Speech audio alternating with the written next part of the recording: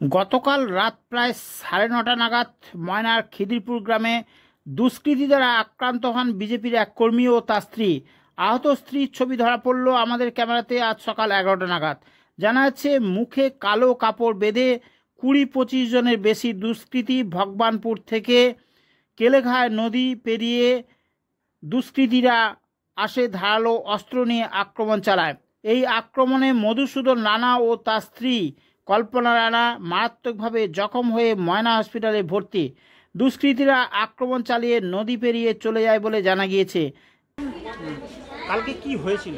কালকে হয়েছিল আমার মালিক ভাত খেয়েছিল, খেতে গিয়ে ঘর টেনে এসে মারছে। কখন? রাত্রি 9টার সময়। 9টার সময় কারা করেছে?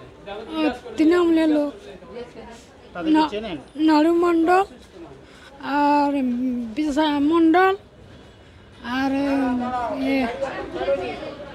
আর ভোলা গেঠা, পচা গেঠা, পোকা গেঠা। কি দিয়ে মেরেছে? ওই সেই গা দিয়া মারছে, সেই গাছে কাটে সব গা দিয়া মারছে। কাটারি দিয়ে? আর কি ছিল? আর ছুরি টুরি ছিল, ছুরি ছিল, আর সে ছড়াগার মতন সাগা ছিল, ছড়া ছিল, হ্যাঁ শাবল গাঁথি টাথি ছিল, হ্যাঁ সব ছিল। দিয়া কালা পোশাক পরিয়া মুখে বাঁধা হয়ে আছে, দিয়া গলায় ধরে টেনে লেছিল, রাস্তা ধরে পিলিয়া মারে। তখন বাড়িতে কি করছিলেন আপনারা? মানে বাড়িতে আমার শাশুড়ি অসুখ লোক, সে জল খেতে পারেনি, তাকে আবার খাবি দিয়া করতে, খাবি দিয়া ঘরে ঢুকছি, টেনে লিজে এরকম কলারটা ধরে টেনে লিজে মারে। আচ্ছা, আপনারা তখন কি করলেন? চিৎকার করলেন? চিৎকার করছি মনে, তারপরে মনে গেছে টানে বাড়ি আসে। বাড়ি আসতে তখন ওরা অনেক ছুট্টা পালিয়েছে। ওরা থাকে কোথায়? অনেক মাঝি পাড়ে থাকে। মাঝ বাড়িতে থাকে? হ্যাঁ খিদিরপুরেই থাকে? হ্যাঁ, নদী পাড়ে পাশে ছিল, তারপরে এ পাশকে আসছে। কালকে নদী পেরিয়ে এসছে? হ্যাঁ, সন্ধ্যার মুখে নদী পাড়িয়ে আসছে। আপনার নাম? কল্পনা রানা। আর আপনার স্বামীর নাম? মধুসূদন রানা।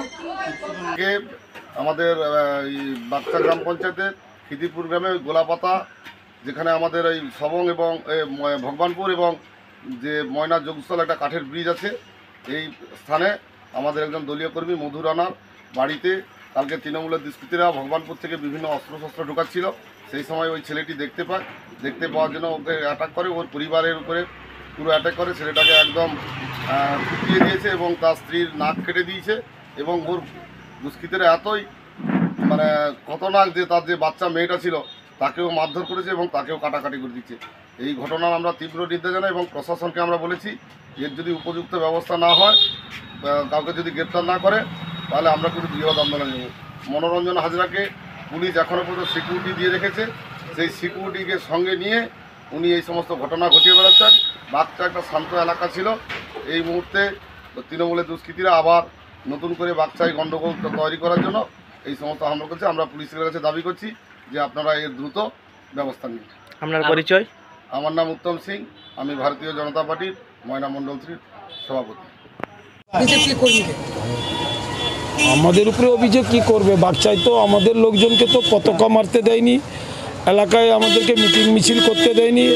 আমাদের লোকজন তো কেউ ঘরে আছে, কেউ বা ঘর সব অর্ধেক লোক ঘর ছাড়ার বেশি হয়ে পড়ে আছে। তার বিজেপি তার নিজেদের পুরনো দ্বন্দ্ব, এখন নব্বর মানে পুরনো তাদের দুজনের দ্বন্দ্বতে এইভাবে মারপিট করছে। মারপিট করে যে সে নিরীহ বাচ্চাটা তাকে মেরেছে উত্তম সিংয়ের নেতৃত্বে, মেরে দিয়ে তৃণমূল কংগ্রেসের নামকে চাপানোর চেষ্টা করছে। আমাদের ধরনের লোকই নেই।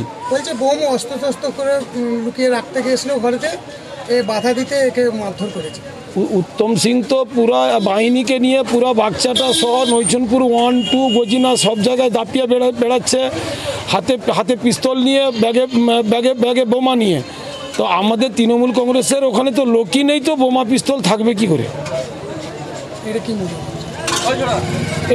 এটা তার বিজেপির নব্বর পুরনোর মধ্যে লড়াই। সে যে বাচ্চাটা মার খেয়েছে সেটা হচ্ছে নিরীহ বাচ্চা, সে তার উপরে চড়া হয়ে পিটাপিটি করে দিয়ে তৃণমূল কংগ্রেসকে কালিমালিপ্ত করার চেষ্টা করছে। যেহেতু পরশু আগামী 25 মে নির্বাচন আছে, পায়ের তলা থেকে মাটি সরে গেছে, সারা ময়নায় সমস্ত অঞ্চল থেকে তারা একদম বোল্ড আউট হয়ে গেছে। বাচ্চাটাকে কিভাবে ছাপ্পা করব, রিগিং করব, কিভাবে পোলিং এজেন্টকে বসতে দেওয়া হবে না, এটা হচ্ছে ওদের প্ল্যানিং, আর অন্য কিছু নেই। শাহজাহান আলী, আমি সভাপতি ময়না পঞ্চায়েত সমিতি, আমি সাংগঠনিক জেলা তৃণমূল কংগ্রেসের সাধারণ সম্পাদক।